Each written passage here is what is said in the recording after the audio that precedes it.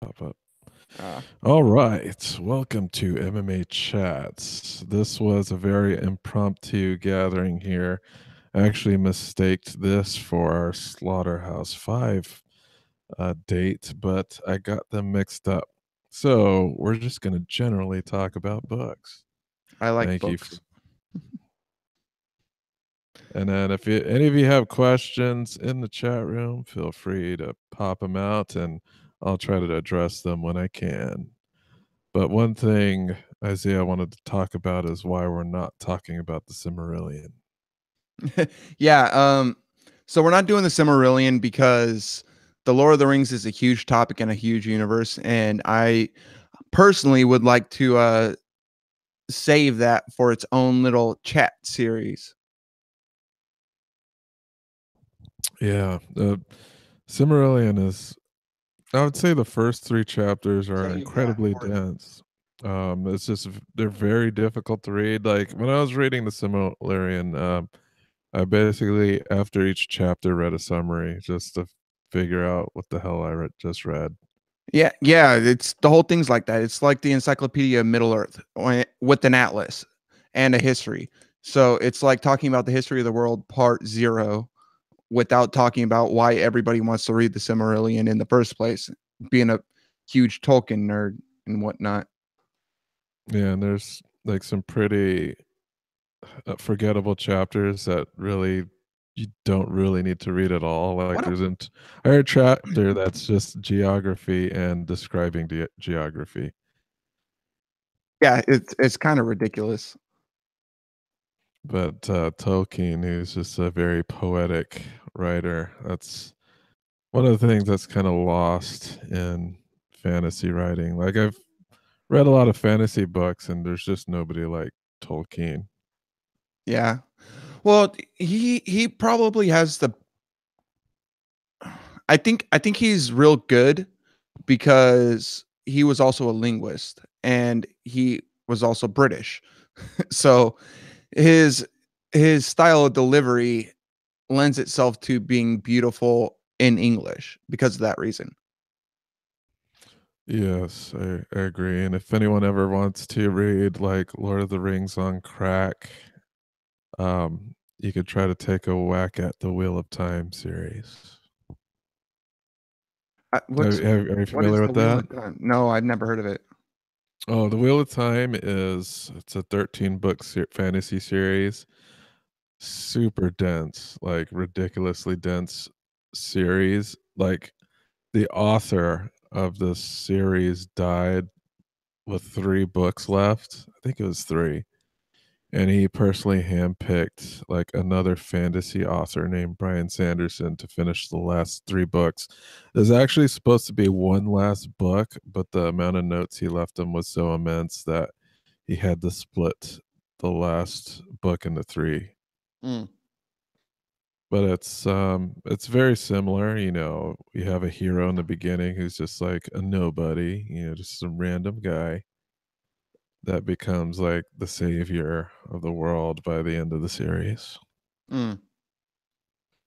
But it's so What many books. It's what kind of world is it in? This Sanderson. it's What was it called again? well, the original authors and Robert Jordan. It's called the Wheel of Time series. There's 13 books, but Robert Jordan, he died of like a genetic heart disease, I believe, or it was a blood disease. Yeah. And he's like, oh, my days are numbered. Let me try to crack at these things as fast as possible. Huh. But if you like really long drawn epic fantasy with like interesting, like the only thing that he sucks at, and which many male fantasy novel writers suck at, is the relationships between men and women typically. Like Well, they're yeah. just not very good at writing those. Tolkien's not very good at it. Robert Jordan wasn't very good at, like no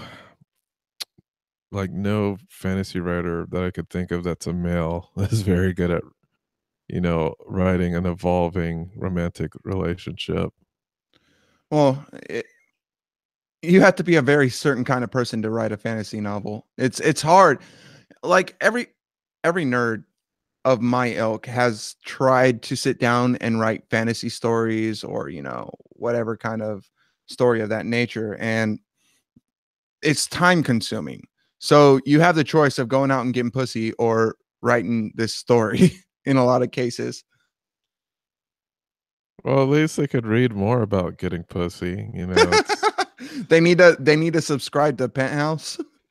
well, they need to at least like understand the dynamics better. Like in Wheel of Time, like these major characters get together in a blink of an eye without any inkling knowing that they were romantically involved. It's it's like kind of ridiculous um in the Wheel of Time. And similarly in Lord of the Rings, like they don't focus too much at all at the romance. They did in the movies, like they put a heavy focus on it between Strider and um Arwen, but in the books it's like barely mentioned. Just like maybe a paragraph about their Yeah. relationship. It's Oh, because yeah. they're trying to appeal more to a wider audience, of course, in the movie. Yeah. I mean that makes sense.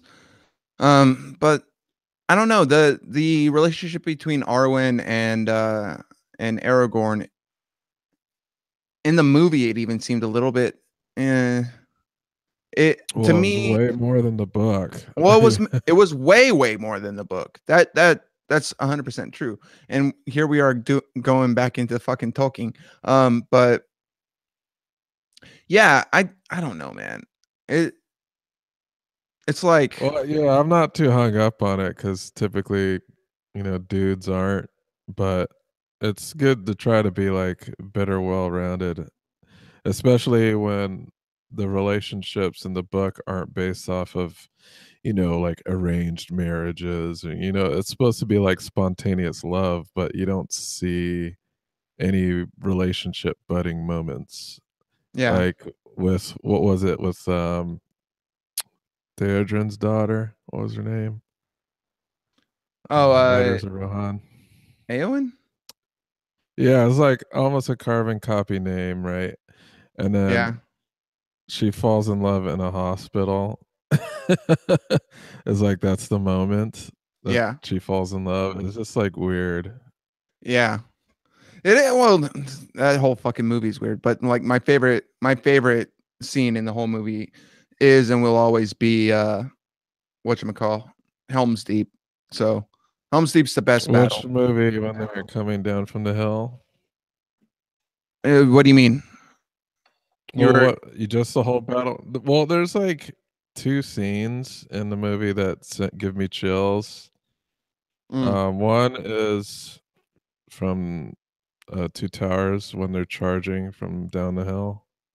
Oh, the writers of Rohan? Yeah, the funny thing is both of the moments that give me chills involve them. So in the third movie, it's when Theoden's giving a speech and Mm. everyone's like blowing their horns about to charge, Yeah, that's a good like they're scene. really building it up. That one as well. Yeah. Just like the sense of the soundtrack, the crescendo and the music, everyone getting worked up. It's like, oh wow, maybe they're gonna win. But Yeah. one thing that really disappointed look, we're getting into The Hobbit. We're all like talking about everything we thought we didn't want to talk about. Well, But it is what it is. It fucking is what it is. Uh, but I'll just say like the most disappointing movie of the trilogy for me. Well, out of all the Peter Jackson movies, was like the third Hobbit movie mm. because I was expecting like the eagle scene and the what's the bear's name? I always forget. I The guy that transforms into a bear. He's like the most badass character in the Hobbit book. uh He's the one that I haven't basically read The saves them Hobbit. I all. haven't read The Hobbit in 20 years, man. So, Well, it's at the Battle of the Five Armies. You know, there's always like this Deus well, ex machina. I also only read up to the killing of Smaug. So, like my Hobbit knowledge is lax, and I haven't read the Lord of the Rings in about 15 years. So there's that as well. The Hobbit's not that long. It's just I one know. book. This is another reason why I don't want to talk about Tolkien right now.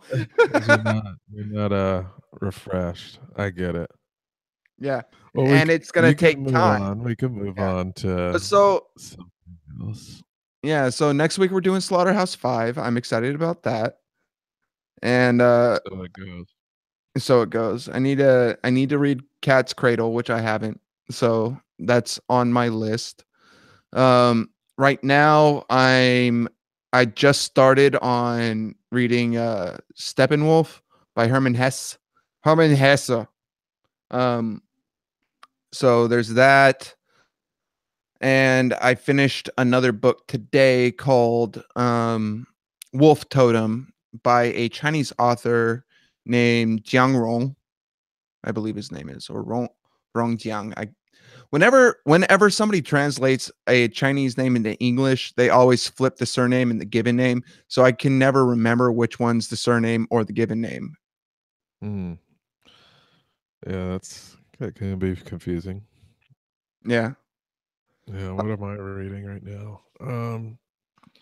I'm reading like books that I don't finish, and then I got to recheck out from the library, so it takes like another month for it to come back to me. Yeah. But the three I'm reading right now are Merchants of Doubt. I really need to read that too. Yeah, it's a good. I haven't finished it, but it's great just seeing how doubt is actually a financial like incentive Yeah. for certain people. And then another one I'm still going through is Republic Lost. I know I could read the free version, but I keep checking out the 2.0 from the library, and I keep like not finishing it. Is this man 21 days is not enough for a library book for me at least. Well, you're always working, that's why. Yeah, um that's it's hard. Like the most efficient way for me to do a book is audiobook. Um there are certain books I do like to listen to. But I don't think Merchants of Doubt has an audio version from the library, and neither does Republic Lost. So I'm stuck having to read them. Um the audiobook for Republic Lost is pretty good because Lessig reads it himself. So yeah, I yeah. have to see my library doesn't have it though. Well, Um I just use Audible. So oh, okay. Like I'm too cheap. yeah, so it goes. Um Yeah, so outside of that, I guess I just finished. Well, not month. I did both the Fountainhead and the Atlas Shrugged. oh god. Did you Yeah, want to I kill went. yourself after that? Um, no, no, it wasn't like too bad. Like the Fountainhead was definitely crappier. Like the characters are so strange and unrealistic. I know they're supposed to be like an ideal version of some concept, but just like the first book was super rapey.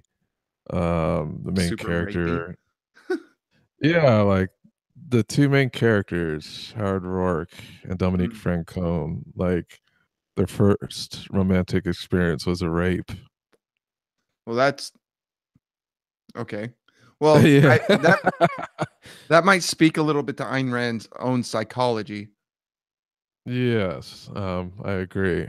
But also the weird thing about the main character, Howard Rourke, is that typically he just speaks in like one sentence answers like throughout the book until but there is a prototype of the John Galt speech in The Fountainhead, which is when Howard Rourke has to go to court and defend himself.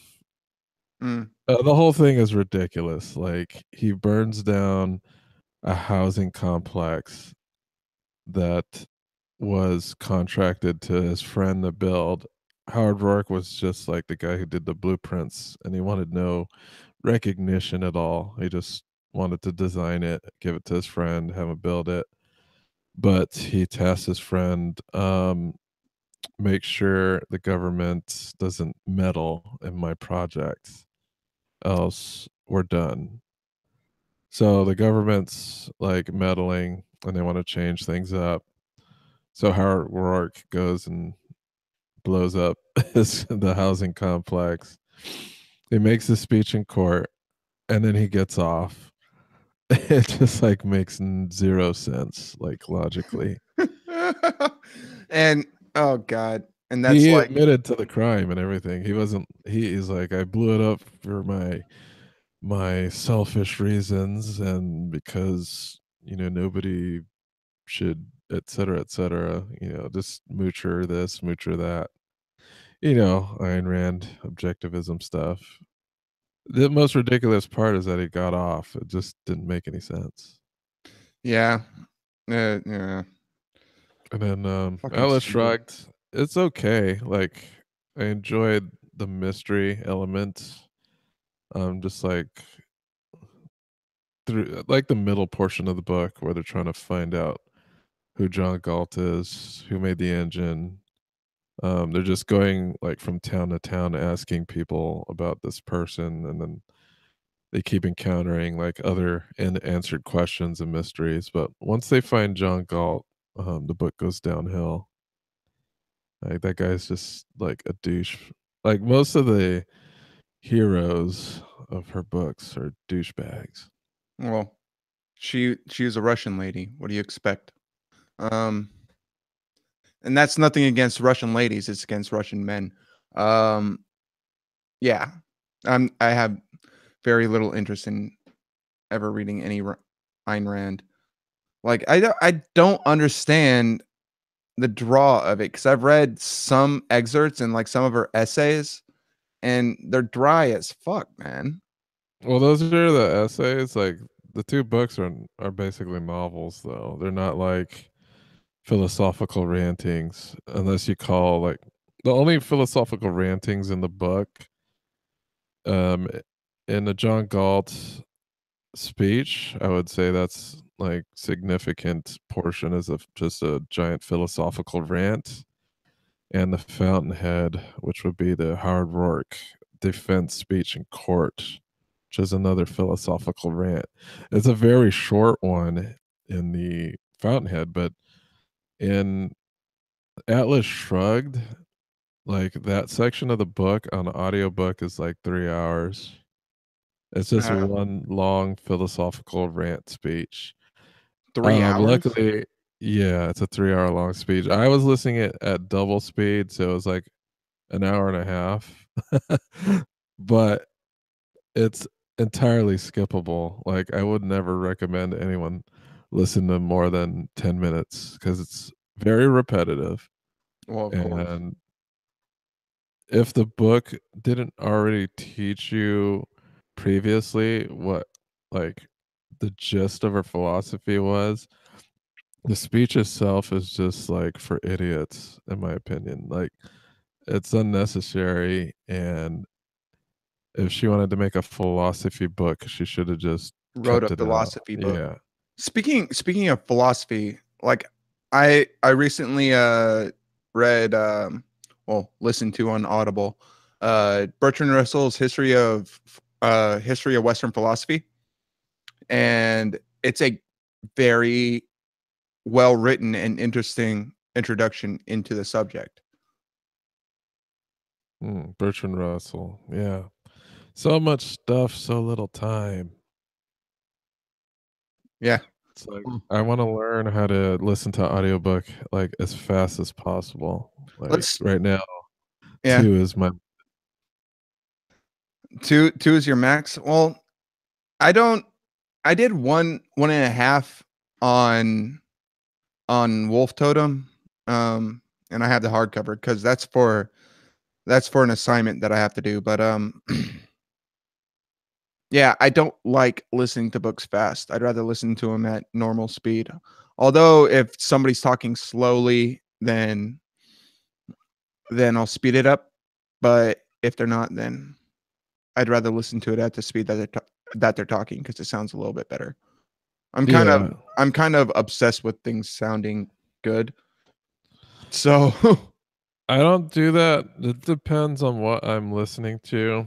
Like, if it's comedy, I never speed it up. Like, I don't speed up podcasts where comedy is involved typically, um, because it just doesn't feel right, it's just too weird.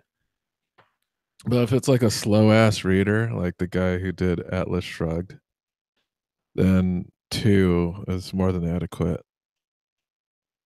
yeah. Yeah, But so yeah, I've just been listening situation stuff so dependent. quickly. Yeah. And another thing that helps me too is if I'm like a late adopter, like in a podcast, and there's like this giant, huge backlog, then that's when it really helps. Like, if a new episode drops for any of the podcasts that I listen to, I don't listen to it in, the fast speed. I'll just listen to it on a normal speed. Yeah. But if it's like something from like 2 years ago, then I'll listen to it quickly. Yeah, that makes sense. I mean, I do go back and listen to old stuff,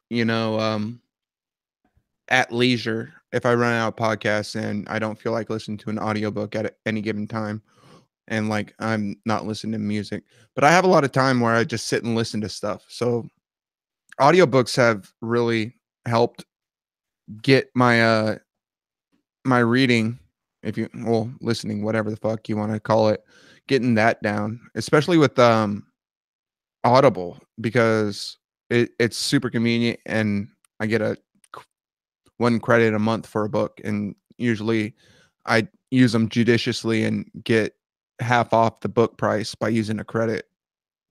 So how does that work exactly? Like, I thought Audible, because I know there's like there's Audible, there's things like, I don't know how it works, but I know there's a Kindle Unlimited, but that's more just like a library system. I don't know.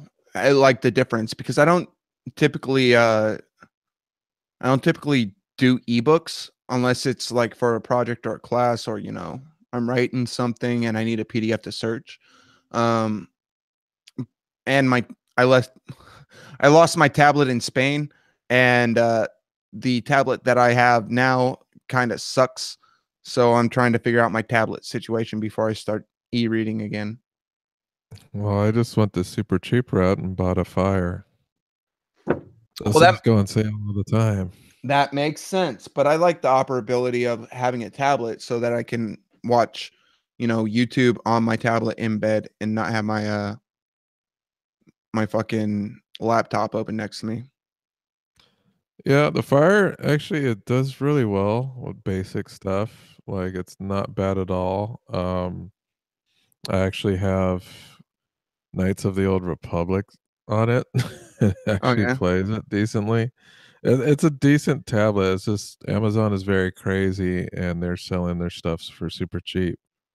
I Okay. think it's just so that they can corner like the ebook market with their products. But Yeah, yeah. Like they're trying to be the Model T of e-readers. yeah, so the other thing with it as well is that with the Fire, you can buy a cheaper version. It's the same.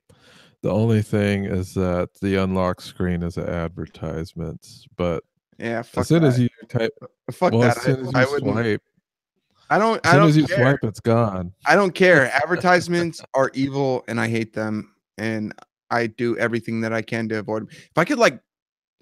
If I were to ever be a terrorist, and now we're gonna get pulled from YouTube. Um, if I were to ever like publicly vandalize something, it'd be billboards because that's how much I hate advertisements. It's like you put up a billboard and covering like all these nice trees on the side of Highway 70, and I'm like, what the fuck, man? I just want to look at trees while I'm driving. I don't give a fuck about Bob's Boot Barn, you know?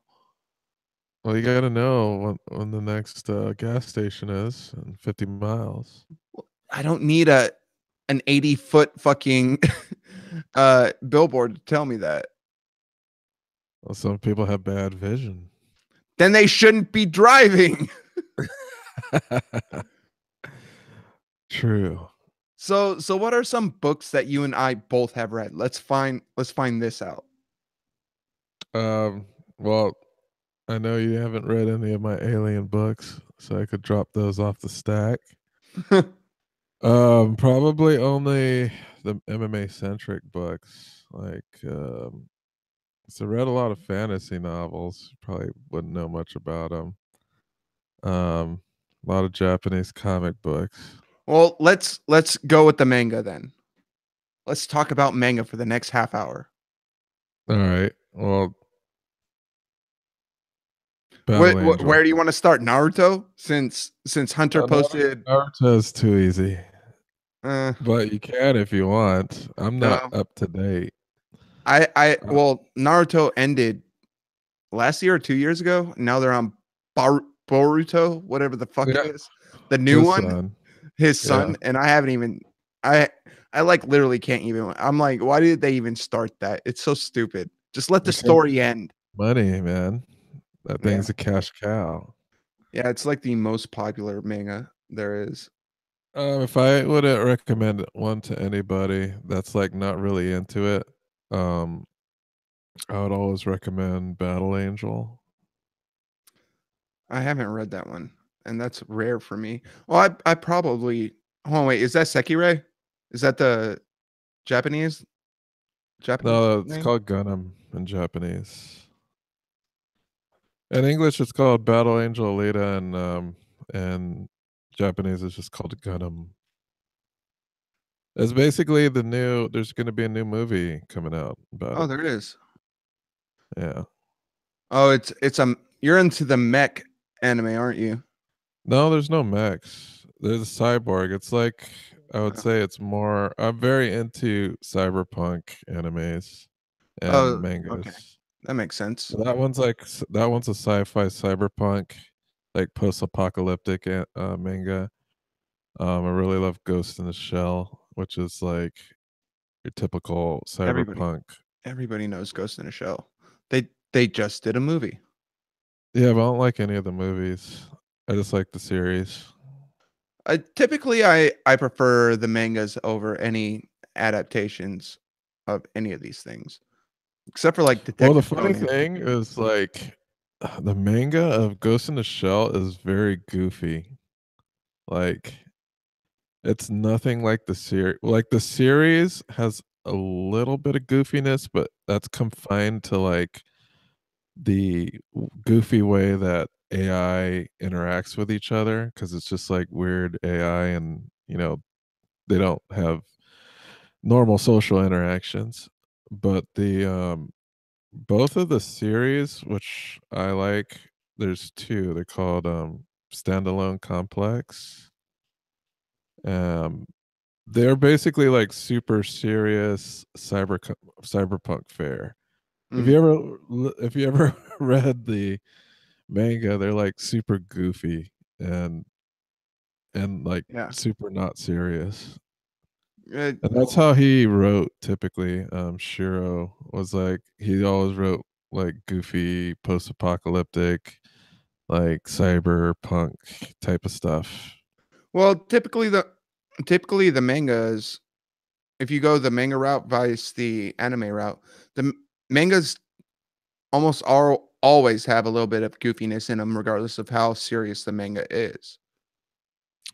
Well, yeah, I guess it depends. Like, I'd say the actually Naruto is more goofy in anime than it is That in is the true.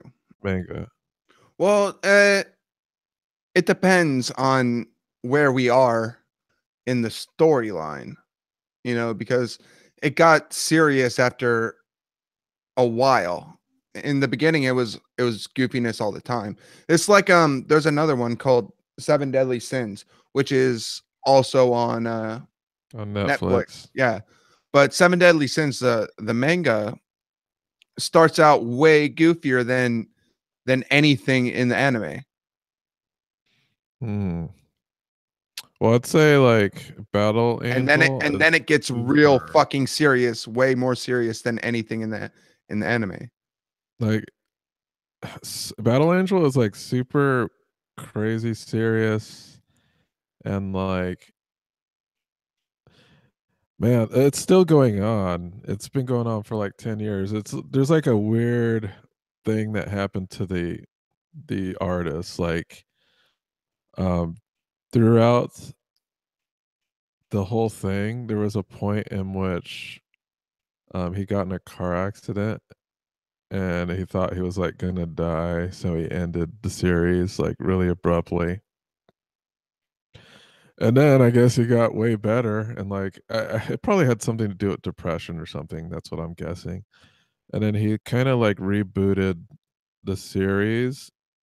He had to change the ending because of that, but um, it's really like heavily philosophical in some respects, and then it gets like towards the end like very like battle tournament style, Uh and then it goes back to like like serious questions about war and civilians and like other crazy stuff like that. yeah. Yeah. But it's I'm like I'm gonna have to pick this up because like there's a lot of old classics that I haven't delved into because they're so long and I don't really feel like binge reading for 5 days straight most days, most times. I don't know. It would be more than 5 days because Well, it's no, long. it would be like 5 days to 2 weeks for me because Jesus that's Christ, man! I have a problem. Anyway, that's besides the point. Let's not talk Like about I'd be my reading for like 5 hours straight, and I'd barely put like a dent in anything. I when it comes to comics, I do them on um online typically. So it goes quickly. Like All it's like right. 2 seconds a page. Yeah, you're going too fast, man. I've been doing it for a long You gotta time. take in the art. You gotta take it look at that art. Because he's really good artist. Like Yeah, he's I'm not one looking of at it those now. he's not like one of those slapped together like Attack on Titan, which was like super crappy art. I Like never got into Attack on Titan. it's a good story, but the art is super crappy, man. Like you Yeah. look at Attack on Titan and you look at like Battle Angel and they're like different like on way different levels. Somebody just mentioned two of my favorites in the chat. One Which is ones? Rurouni Kenshin, and the other is One Punch Man. Which one do you want to talk about? All right. So this is turning into Anime Club. All right, we could talk about Ruini Kenshin. It sucks that they didn't follow the manga with the show. It's Yeah, disappointing. yeah. Because Well, that second half, like that second arc, was really good in the manga, and then I didn't even watch the second arc in the show the because if it show didn't got kind of follow weird. after the Mummy dude, I didn't watch it after the Mummy dude. Yeah. After he finished Shishio, I didn't continue because I know it didn't follow. Uh, yeah. I And didn't read the second part of the manga because I couldn't find it. it's interesting because the main character is Chinese. Oh yeah. Yeah, you should probably check it out. It's like weird. I remember it was a long time ago that I read it, but it was very much different from like the first arc. It wasn't like this harem of baddies that he had to fight like in the first one. It was just like this one like badass dude. It was like he had like a Chinese saber, I think, and he was just tearing people up. It's definitely some you gave me something to look for now. And what was the other one? One Punch Man.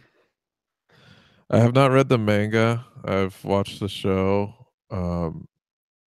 Is the manga like longer than the show? Because the show's pretty short. It's only like So it's interesting how One Punch Man came about. Started off as a web comic, right? A really poorly drawn web comic. The dude who did it uh also did Mob Psycho 100, um, which is it's interesting. It's just I haven't gotten into it. Um, but yeah, it started off as a really poorly drawn web comic. So, um, and then it got picked up by I think it was Kodansha, the publishing company, to Mhm. uh to be published with somebody else drawing the art, and the art that is in the actual official release is awesome, but like that's why you see in the cartoon it'll shift to like real boxy, like shittily drawn art oftentimes, because it's basically doing a callback to what the original artist had done.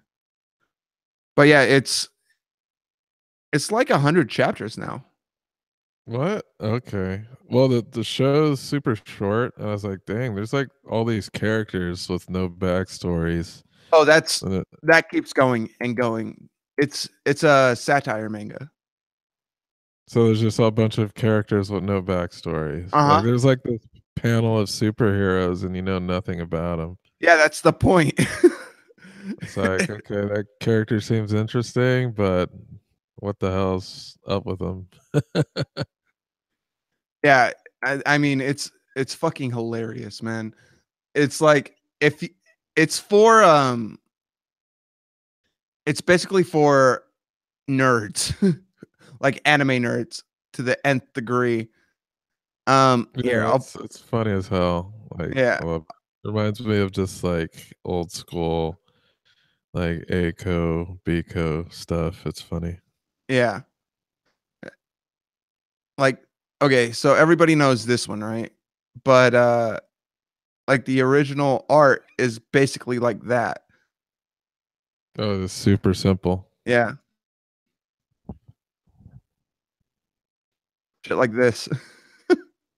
Wow, that's That's not the very good. original. Like this is the original art from it. Yeah, it looks like a elementary school level. Oh, it's so awesome though. And there's a wiki. Oh, nice. And there's 400 members on the One Punch Man Discord channel right now. Maybe I should do that later.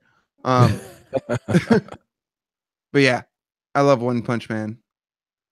Yeah, this is a comparison between the original artist and the professional who's doing it for Kodansha.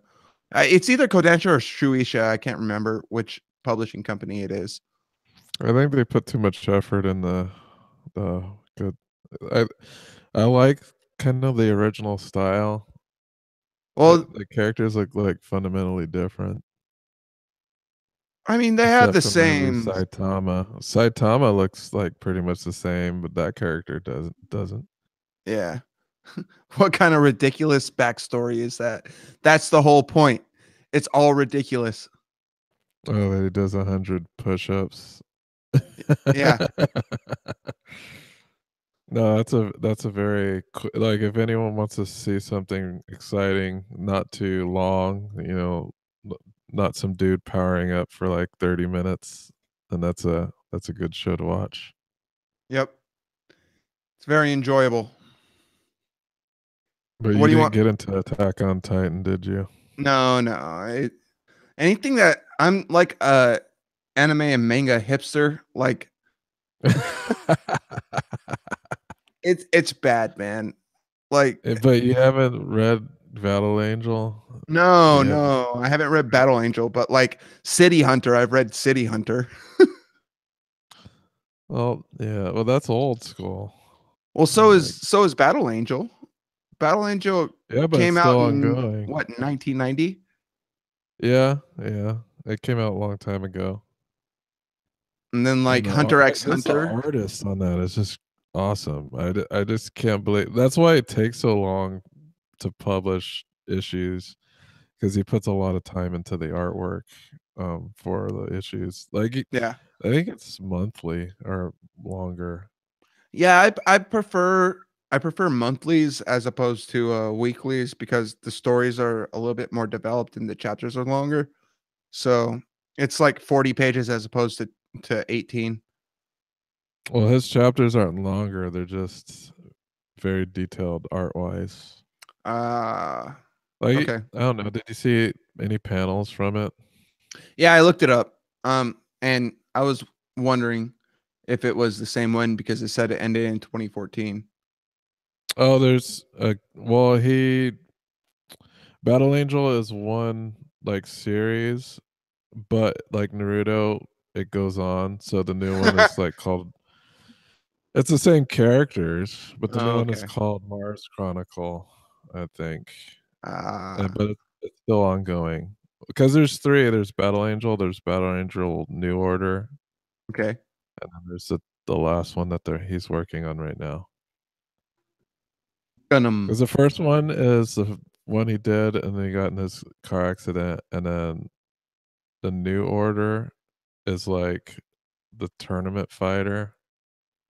And I've seen this art stuff. What other manga has this guy done?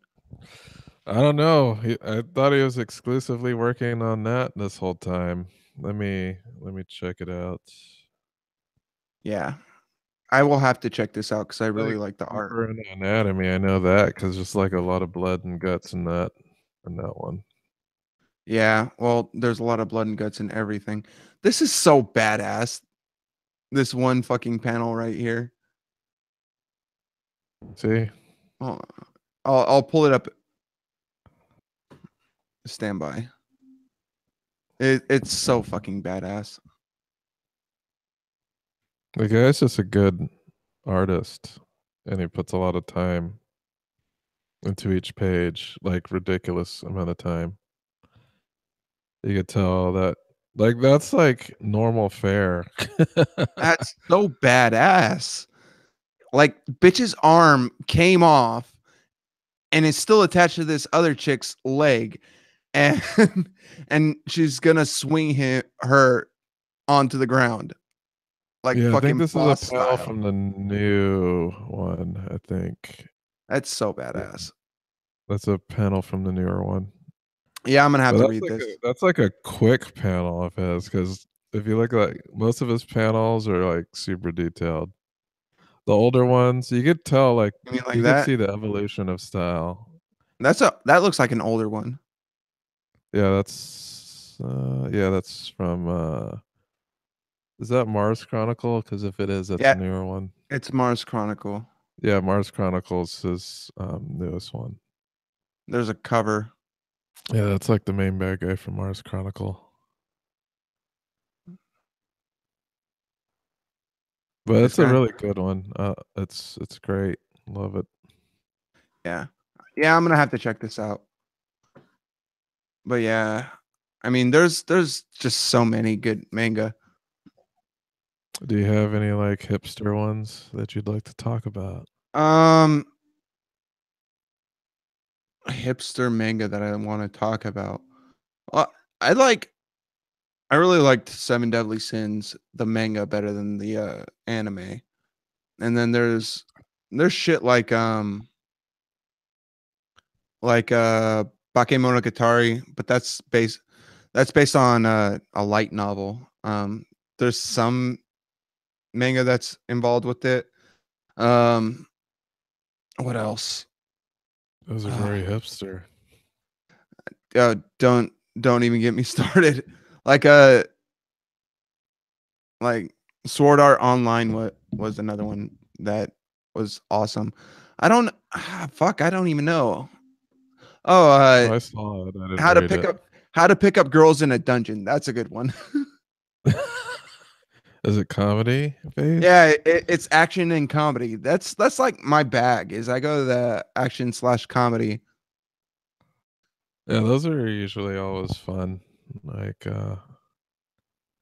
what else? Well, there have you see some of my favorites are when the an American company dubs it, but they completely rewrite it. Like, Yeah.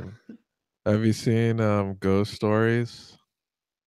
I might have. I've seen so many, dude. It's hard to keep It's them like, straight. all right, like Ghost Stories. It's like it was supposed to be like for young kids, like written for young kids, like stupid, Oh like yeah, really I stupid. I've seen that. It's old. Yeah, and then they wrote it basically for adults. So there's Yeah. all like these weird sex jokes and like pop culture references in it. Well, Um, that's what they do for a lot of stuff coming from Japan into the United States. They'll flip them for like adult market anime. They'll flip it for kids and basically rewrite it. so they'll flip it from kids to adult. Yeah. Or Yeah, yeah, from kid to adult. And yeah, and the other way around, from adult to kid. adult to kid. Like, Uh-huh. what's an example? Uh Detective Detective Conan. Case So closed.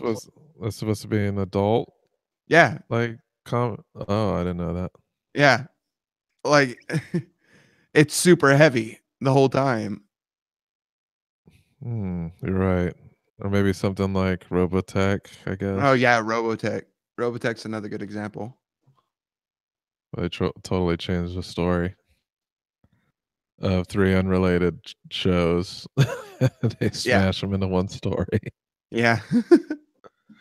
The funny thing is that they're all thematically similar. It's like Yeah. alien falls in love with a human, and then they go and team up against the alien. Sounds about That's right. all three of them. All three of them. Basically, that's what happens. Yeah. Well, that's kind of a common theme in a lot of anime and manga is make friends with one of the good enemy and then go kill the enemy. That's true. I could see that. Yeah. Well, But there was there was I think they're another all one. music centric as well, because you had Minmay and then like I think all of the, okay, so in the first one you have Minmay, which is like the singer. Then you have Bowie, which is like a piano player, and then Musica, who's like the alien music person. The last one was interesting, where you just had like, I guess, transgender dude singing was the main musical talent of the third Robotech series. I think they just call it gender bender in Japan. Well, no, he's like a David Bowie-ish type guy Well, in the I mean, show. I'm not talking about that specifically, not about the term transgender. That term doesn't exist outside of English. Mm. Well, I don't know about European languages per se, but I know it's like in East Asia they don't use the term trans or an analog to it. So to say that it's a transgender person in a Japanese story is kind of Dumb. misleading. No, it's just like I wouldn't say transgender, but more just like a Prince or a David Bowie type. Uh yeah. It's like androgynous, gendered. But it's weird how they're all able to like stitch those stories together, and then you watch like a new series, and then it makes no sense because it has nothing to do with any of those three. Sorry, like the first one, there's always Macross stuff going on, but Mm. nobody makes anything based off of those other two things, which is the Man, Southern Cross and the Mas Beato. I haven't watched Robotech in another 20 years because it's old. Uh, Fuck, dude. You got all the old classics. Like, Dude, I have like two DVD sets of each of those. I have like the original and the remaster. oh, nice. Let's just talk about next 5 minutes is just Dragon Ball. How about that? uh, I never got through it. Like, I think, like, cartoon wise, I didn't get past Cell. That's the last good one. Like, I Nothing. watched a little bit of the last, like, of them, like, doing the tournament and just like doing the punching machine and like trying to like dial down their power so that they wouldn't break the machines. And then Vegeta breaks it. Yeah, that's as far as I went. I Yeah. think I think I just like looked ahead at the main enemy and I was like, it's this pink blob. Who Yeah. cares? Well, he ended up being pretty badass, but that whole saga was kind of lame because it's like Gohan's a pussy. So Well, Gohan's kind of the main character throughout the whole series. go well in Dragon Ball Z, yeah, but Dragon Ball regular, no, and like I don't know, he's kind of like a main side character to me. Like it's always been about Goku. Yeah, but like Gohan defeats all the bad guys, like the big bads. He didn't defeat Vegeta. Well, except wait, didn't? Uh, you mean which Vegeta? Like The where? first time and the third time and the second time. First, Well, it's second, because or third. those were like duels though. Those were like Well, the first time it was when the Saiyans came to Earth the first time. So fucking Gohan defeated Raditz, but he really didn't. He just headbutted him. Um, and then Gohan turned into a giant ape and almost killed Vegeta, but didn't. Um, and then the next one was on Namek, where he didn't even fight Frieza. Like he almost got killed by Frieza. And then the next one was Cell or the androids. He didn't beat any of the androids because he couldn't go Super Saiyan. But then he beat Cell. So that's the story of Gohan. yeah, but they're building him up the whole time though. Yeah, and then he pussifies out in the next one. I think we lost everybody by focusing on manga for the last 20 minutes. Everybody's gone now. It's all right. It's all right. No, no problem. Hey, so they're books too. They're eh, also books. let's move on. Before we move on from manga, did you ever read The Watchmen? I read the no, I watched the movie and read a couple chapters of the book. The movie's throwaway, man. The book is very good. I've read enough to make me want to buy it. So that's why I haven't read it because I may not have an eye patch right now, but you know. It's way better. Like Well, yeah, imagine but like I'm not gonna try and find a copy online. I'd rather get a hard copy. yeah, I borrowed a hard copy. Well, I didn't even borrow it. Someone just like shoved it in my face and say, "Read this." I was like, "Okay, I'll read it." I was like, "Damn, this was really damn good." Like I had seen the movie, but they're like not very much alike at Yeah, all. I mean that makes sense because I mean you can only have a blue hanging dick for a few panels. How much money did they spend on the CG for that blue hanging dick? That's the question. I don't Like know, they could have paid an extra writer to fix the script and not worked so hard on the blue hanging dick. but imagine being the person who modeled the blue hanging dick. Like, imagine getting an Academy Award for that. You mean the live model, or the person who drew up the model? No, the person who like CGI'd that thing in there. Yeah. I, I I don't know if I would want that job, but I'm sure it pays well. All right, Alright, somebody mentioned Dostoevsky in the chat. Maybe we should talk about that. someone named Joseph Campbell. Yeah. Hmm. eh. I've only read like the first few chapters of Crime and Punishment, and it was so incredibly dry that I was like, I'll save this for another day. It's like trying to read oh fuck. Who wrote Brothers Karamazov?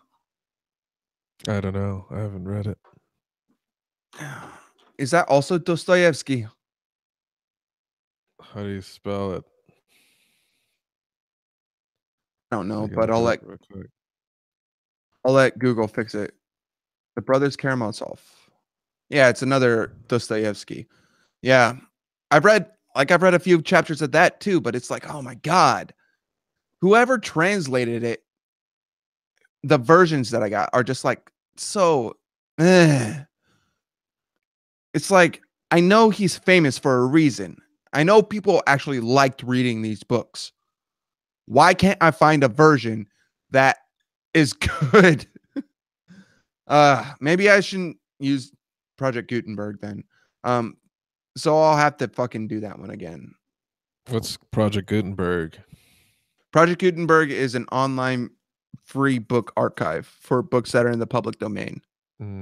Is it for oh, okay, so just public domain books. Yeah. Yeah, anything that's public domain. And that's like most of the good books are in public domain anyway. Yeah, I haven't. I've did like LibriVox for a while. A lot of public domain books through that. LibriVox is legit. Did Candide on LibriVox. It's so and so. Like it depends. Like I'd say one of the best readers I've ever heard was their reader for anything Mark Twain. It's like Uh this lady, like yeah, for Tom Sawyer and Huck Finn. Like she's really good. She like does all the accents and everything. Worst that I've ever read was the Odyssey. Um, there was like so many different readers. Half of them were like unintelligible. yeah. There was one dude that was like on his deathbed, and I could barely like understand what was going on.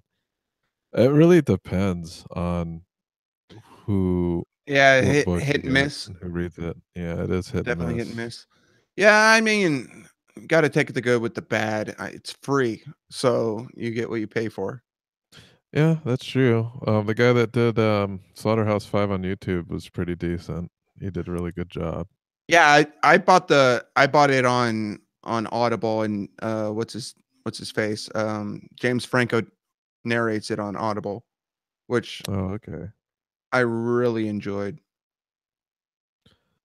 Yes, I have not read any of the Russians yet.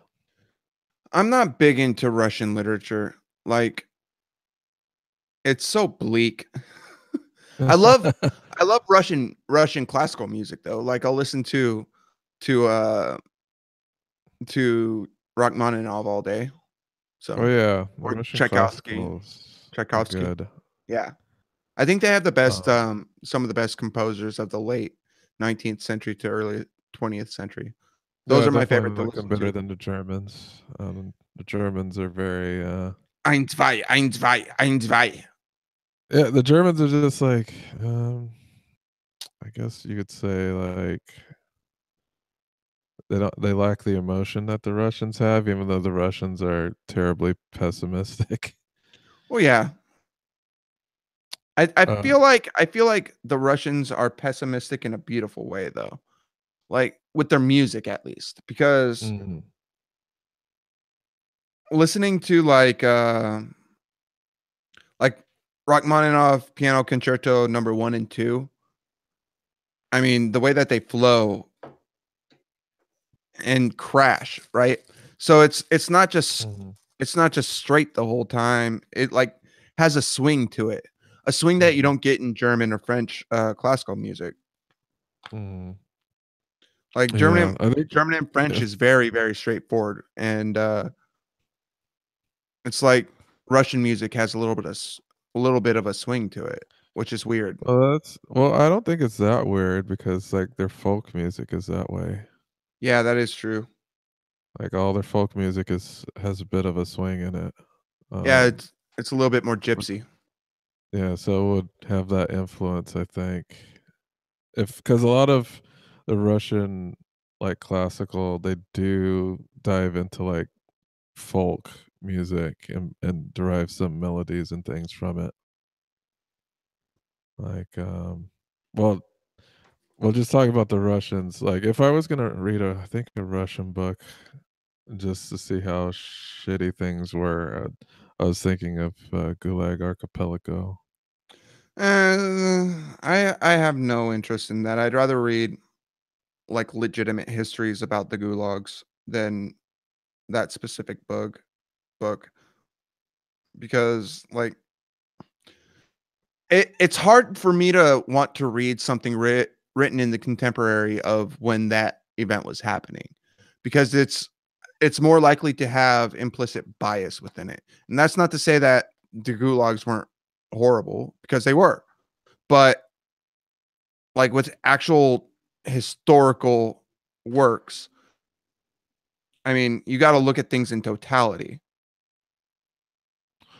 Yeah, but I'd also want a sense of a point of view as well. Yeah, that is true. And that's why you read books like that. Like I'm holding off on Gulag Archipelago. I mean, you if you want if you read Gulag Archipelago, I would also um recommend reading something by Gorky. Oh, what's that? Uh Diary of a Madman, I think it's called. Hmm. I think dude's name is Maximilian Gorky. He was a Bolshevik. I'll look into that. We're gonna have to remember all these damn books because we're gonna have to get affiliate links for all of these. Yes, we will need to do that. But I'll probably like re-listen and grab out the books. As far as like another thing that I've been on my back burner Yeah, Diary of a is Madman. It's a short story by Maximilian Gorky. okay, if it's a Nico short story, I no, could no, no, probably it's Nikolai Gogol. What the fuck did Gorky write? Damn it. yes. How about what type of philosophies have you been reading lately? Right now I'm working my way back through the Art of War and redoing the Tao Te Ching, and I'll probably pull up some Zhuangzi as well How many? because I'm a scholar of Chinese philosophy and language. Hmm. Yes. I haven't really like I've always been intimidated by philosophical writings. Just like I'm always Why? afraid that I won't fucking get what they're talking about. Why? I don't know. Well, I read the John Galt speech. I was like, Jesus fucking Christ. I uh, see. You can't judge philosophy on Ayn Rand. Like if Well, I know everybody's that. first philosopher was Ayn Rand, there would be no more philosophers. Well, I still have on my back burner what I really wanted to read is what was that? I have two that I want to read that I have like PDFs for, Yeah. which are, I think you gave them to me. They were two Foucault books. Oh yeah. History of Sexuality Part 1 and 2. No, was it History, Sexuality, and there was another one, Punish. Yeah, What was it called? yeah. The one about Fuck. the prisons I can't remember. system. I can't I think remember.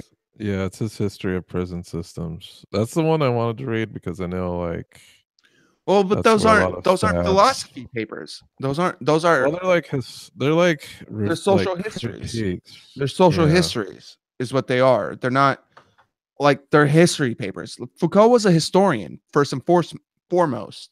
So you Mhm. have to judge what he's saying based on his history work. Yeah. But I don't even know if he published any pure philosophy. Not that I know of. He just talked about it, but, um, yeah, I know he was a historian, like, he went through history and tried to look at it through a new narrative lens. Well, not even in a new narrative lens. It was like so within within the history you have what is known as historiography, right?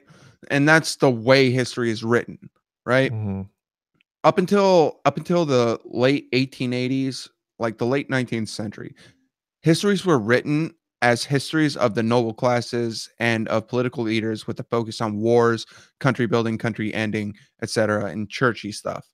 Because up until the mid 19th century, the only people who could read were nobles and rich people and the clergy. mhm, So it was written for that audience. Once more people became more literate, then you had a broader swath of what people would write in history books. So that's why you have a strong shift in the histories that are written, eh, in the early 20th century to now, because the people who okay, could read changed. And this is like there are history papers about the increase in literacy over the industrial age. So that's you have to look at that data point when you're talking about historiography. That's one. Number two, within the historiography of Foucault specifically, he's actually rebelling against two strains of historiography that were extant within France at the time, right? So after the Soviet Union became a thing, and even before then, there was a Marxist school of historiography which focused on basically the economic reality of of people living in specifically industrial nations. It didn't really focus a lot on people living in places like Russia or China, which still had, autocratic feudal systems. Although the Chinese system is very different than like what you would think of as feudalism. So there's that aspect. And then you had in like the 1920s after the First World War something called the Annales School, which is basically focused around the social history and people's stories, without a huge focus on the socioeconomic aspects of it. It's trying to tell a story of the people here and trying to understand what they felt like as they were living through alright, these historical events. Does that make sense? So Foucault basically eschewed both of those, both of those schools, and tried to tried to write it from a systems point of view. Like mm, what are these systems and how do they work and what are the effects of them on us today, especially within okay. the linguistic aspect. I thought linguistic was more Derrida stuff. He Derrida was more of a literary critic anyway. So it's not even that he was so focused on philosophy or linguistics per se, but on literary criticism.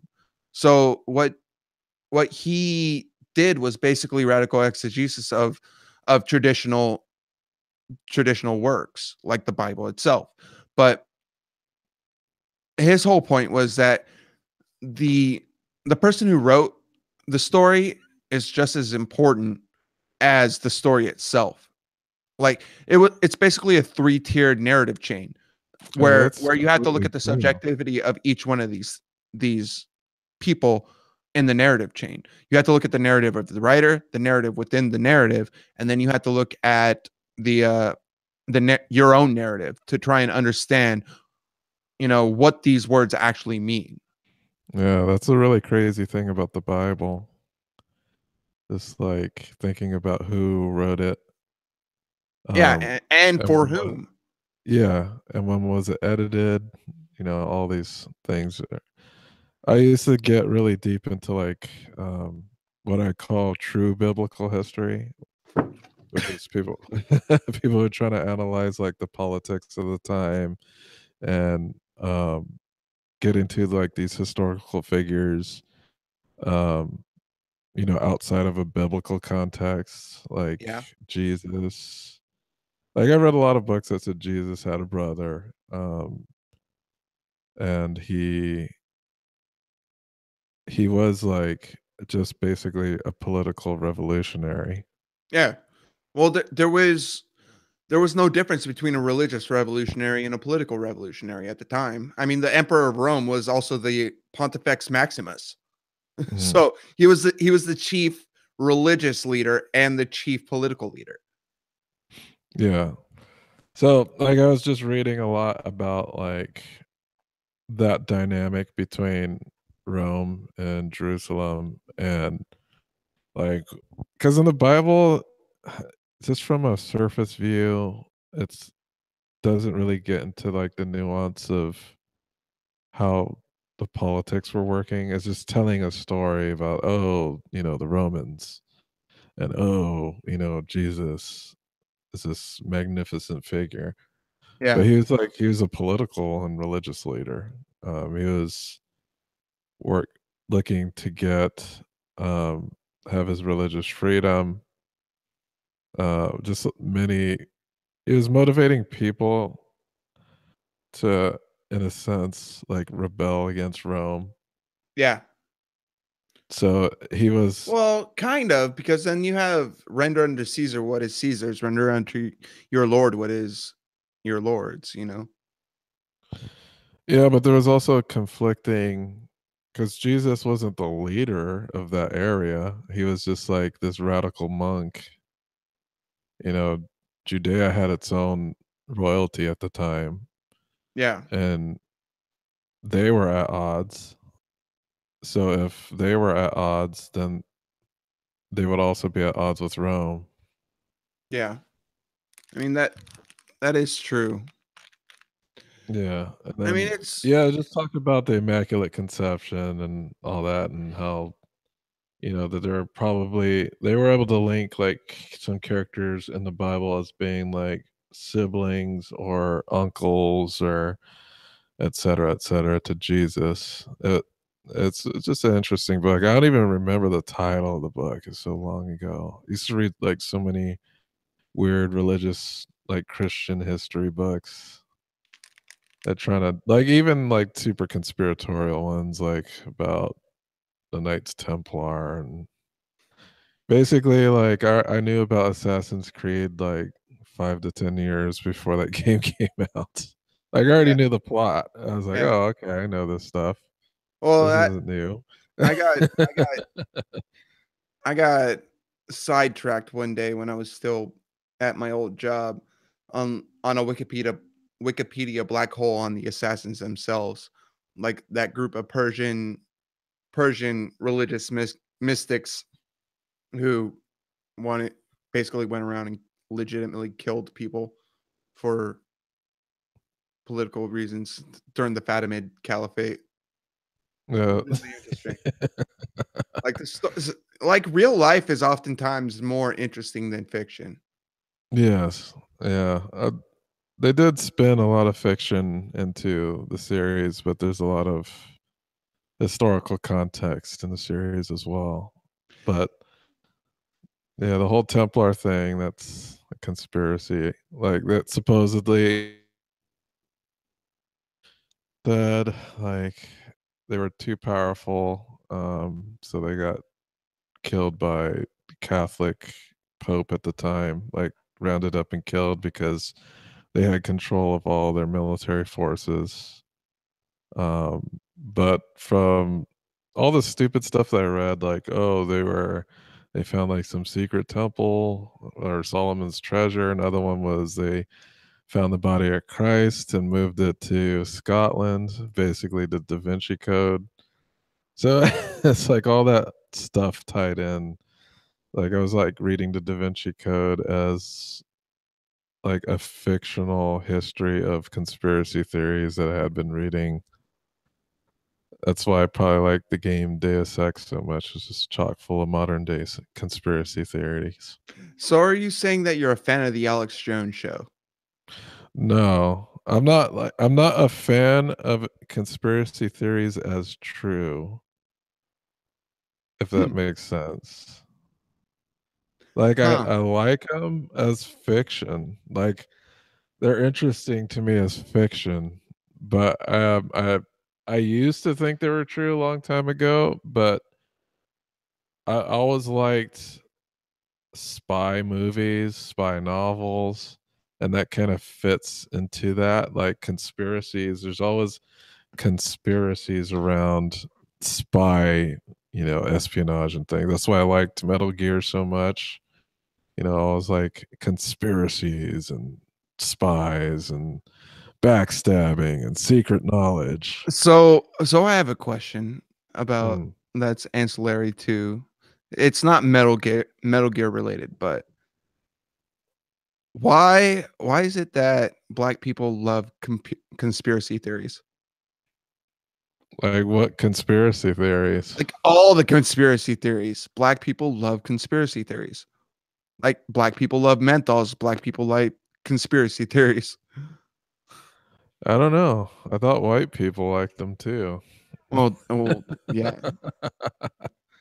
I thought white people liked them more than black people because I was always listening to Coast AM, and it was just a bunch of Yeah, white coast to people coast. talking. It. Like I used to work graveyards and that would always be on the radio. Yeah, that's what I would What was the listen to dude's while I was at name? work. What was Well, the dude's name? There was a couple. There's Art Bell, which was like the main guy. Yeah. He kind of semi-retired and moved to the Philippines, and then Well, of course, like you do. George Norrie took George over. George Worry was the guy that I fucking remember. Yeah, because I remember I bought his book and got it signed by him at a book signing. That's how much I was into that stuff, man. Yeah, that's awesome.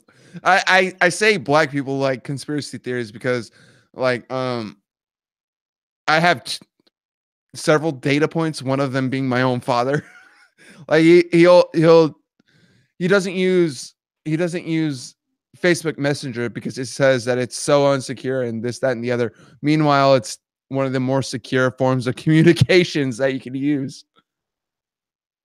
Yeah, it's I don't know. Like I always thought white people believed them more because like my whole central hub of conspiracy revolved around Coast to Coast AM. And it was just like a bunch of white people. And then you got your occasional like black UFO abductees.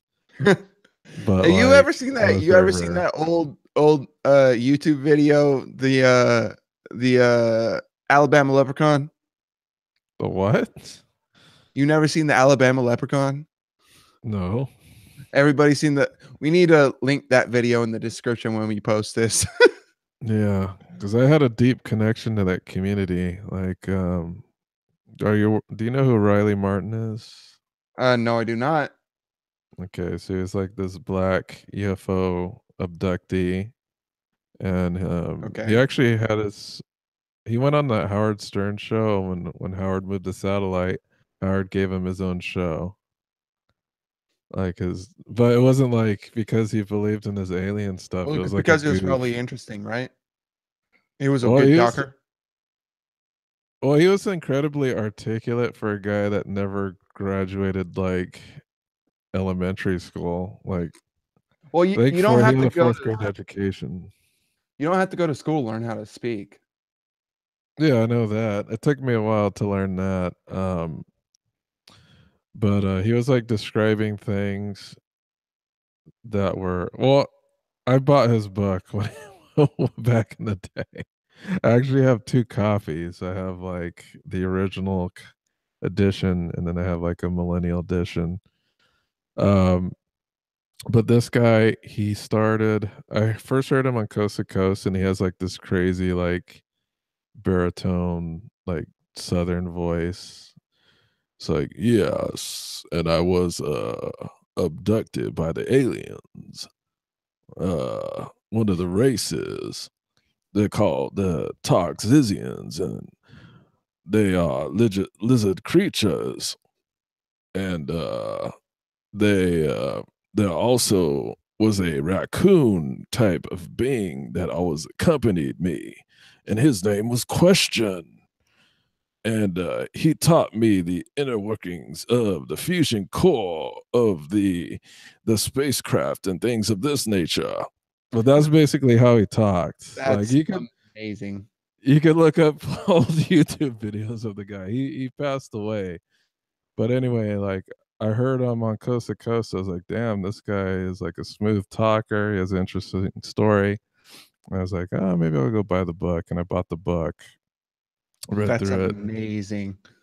I read through it. And I was like, wow, there's a bunch of crazy shit in here. He's Yeah. like, um, and then I gave it to my girlfriend who at the time, which is weird because she was like a literary major in college, and I was Mhm. like reading all this weird shit. And I Like was you like, "Oh, do. you gotta read this. Yeah, you gotta read this alien book." It's like, "What's wrong with you?" Like, "Just read it. You'll think it's interesting."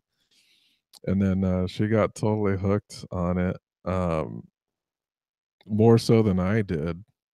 Like, I was like, "Okay, this stuff is really interesting," you know, I was young and gullible at the time, but she really bought it, like, hook, line, and sinker. Like, Beautiful. she bought it so much, she went on to work for his publisher. Oh, nice. So she which was in New Jersey, so she moved to New Jersey. I stayed in California. I was like, "Okay, you go." And Aloha, then, bitch. she actually ended up being a co-host on, the Riley Martin show for a while. You basically ruined her life. Yeah, because I think she's still like, I haven't I haven't talked to her in years, Has but, she gotten abducted by um aliens yet? That's the real question.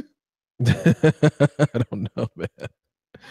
It was sad because, her publisher was also, like, writing weird conspiracy books as well, and he was, like, writing books about 9/11, and one of the things that he believed was that the building was brought down by, like, a Tesla death ray, and she's like, "Oh, you gotta read these transcripts from his book." I was, like, past, like, conspiracy theory stuff at that time. Yeah, I was like, "Okay, I'll read it," but I think she got locked in, and she wasn't able to escape like I did. poor girl.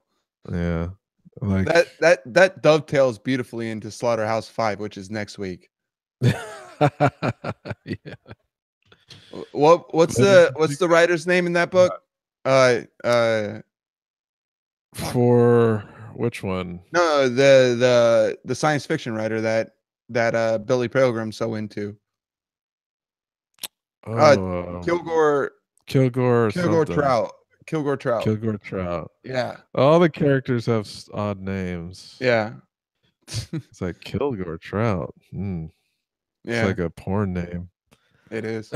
I'm excited about that one. I don't think Hunter's Yeah, gonna be it's a able to quick join us. read. Oh It's a yeah, quick read. I yeah. was like, well, quick listen. It's like 5 hours. Yeah, it's very short. I was thinking of just going through it again. I'll probably end up listening to it again this week. But yeah, it was let's not talk about it because we're gonna save that Yeah, for next and I week. don't think Hunter's gonna be able to join us, so we should probably wrap this up. All right. Yes, because I gotta do work stuff as well. If the greater crowd doesn't know, Dustin Cubitt is the hardest working person in the mixed martial arts community. He has literally every job, and he's at work right now while he's working on mixed martial arts. Yeah, I'm always working. I sleep and work, and I occasionally get a day off like twice a year. What a They uh, already spent one of my days off this year, so I have to uh, figure out what my next one's go gonna to be. go see Brian Callen. That was it was a good way to spend a day, I think. I got some nice pictures of you too. So It was the see Brian Callen and this hear Isaiah spontaneously and gregariously laugh at the most random things. Yeah. Like I, the whole room's quiet, like waiting for the joke to drop, and then Isaiah is just like ah ha, ha, ha, like going crazy. oh, because there's like, so the thing about the what Callan's doing with comedy now is that there's like so many inside jokes built into the buildup that if you don't know the buildup to the punchline, you can still laugh at it. But if you know like the background to what he's saying, that it's like makes it so much better. I know, that's why it seemed random. Like I knew you were laughing at inside jokes because I recognized some of them, Yeah. but I don't want to seem crazy. Just laughing at random. It seems random, but it's not. Like Yeah. there were like a couple of drops that only a couple people would have gotten. Yeah. I like I said, I'm a fucking hipster. Anyway. And you could be a hipster too, people listening to this, if you're listening to this, because nobody listens to this. I Oh, just they want watch it. Like we gotten some okay numbers after the fact, like after the yeah, live fact. that is true. So I'm hoping that, we can, get Brian Callen on one of these in the future, and I hope that Hunter will have time for us in the future. Hunter is a busy man as well. He's basically working on some school stuff because he's a tutor and sells tutor school things and whatnot. I don't know. It's confusing. He does smart people things. yes, things that smart people do. Yeah, like teach other people. Um, so hopefully in the future we can get our main hosts on here, and in the meantime, it'll probably be a lot of me and Dusty talking into a camera. Well, me talking into a camera, Dusty hanging out behind behind our graphic. And Dusty, where can they find us?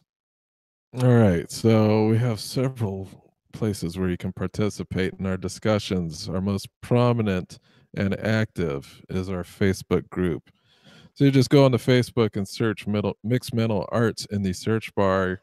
You'll come up on our Mixed Mental Arts Facebook page and the group as well. The group is very lively and we'd love to have you. We make a lot of our announcements out of the group, such as these chats and what they're going to be about. From now on, I'm trying to see if I can schedule these a month out so that I'm not like scrambling every week trying to figure out what to do and going crazy. So, like, if I have a month out, I have more time to promote and provide information that everybody needs and let everybody get ready. And Um, I will be here to help you with that.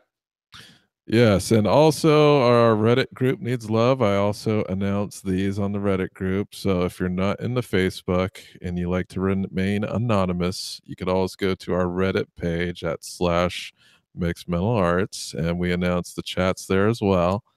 Um, and that is weekly. We tend to do these weekly. We didn't do it last week because Callan came to town and everybody who's on the MMA chat show was busy that night watching some comedy. But yes, next week we will be exclusively talking about um, Slaughterhouse 5. And if you'd like to join us in that discussion, it's not a difficult book. It's a short book. There is a lot of free readings of the book. There is a decent one on YouTube that you could find. When when I enter the links for this, I will also link up that reading for you if you're wishing to participate for next week. And do you have anything for us, Isaiah? I just want to direct people to our website, which is mixedmentalarts.online. Um, there we have our online magazine where, you know, a bunch of people, including Hunter, have written a whole bunch of things on a variety of topics, covering books. We're probably going to end up starting to do book reviews as well. So that's analogous to what we're talking about today with our book club, free for all, which I was hoping that we would have more people, but so it goes. It Um, was last minute too. Like it this was one, very last minute. we Yes. I thought this was the week of Slaughterhouse 5. I was like, "Oh yeah, yeah, Slaughterhouse 5, yay." And then I looked at the event information. It's like, "Oh shit, that's next week." And this was like 2 days out. It's like, "All right, let's do something really quick. Yeah, free for all." And sorry we didn't give you a lot of heads up for that, but it was just a really quick thing we put together for this week. Yeah.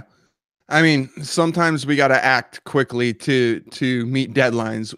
We do have deadlines at Mixed Metal Arts, believe it or not, and we do work hard to meet them.